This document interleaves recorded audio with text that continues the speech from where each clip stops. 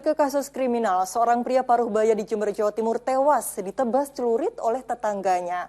Menurut istri korban, pelaku tiba-tiba marah begitu mendengar suara orang batuk di samping rumah mereka. Teriakan histeris istri pria bernama Misran seketika memecah keheningan ketika melihat suaminya terkapar bersimbah darah di samping rumah mereka pada Jumat sore.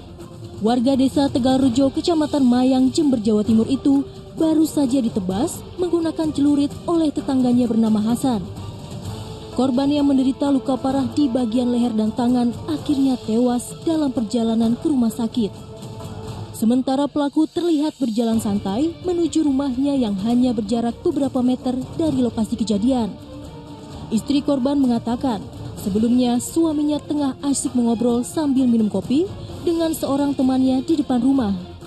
Sesaat kemudian temannya pun pamit pulang dan terdengar suara batuk-batuk di samping rumah. Mau pulang, terus batuk, dia batuk. Keluar ini, yang pelaku ini keluar. Gitu. Cuma negur Pak Karno itu. Tidak ada apa-apa.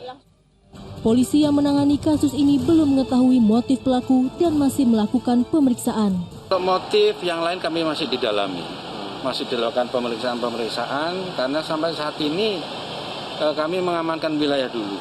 Karena itu tetangga mengamankan wilayah, jangan sampai adanya timbal balik antaranya keluarga yang satu dengan keluarga korban ke keluarga tersangka. Selain menangkap pelaku, polisi yang melakukan olah tempat kejadian perkara menyita barang bukti berupa celurit yang digunakan pelaku menganiaya korban.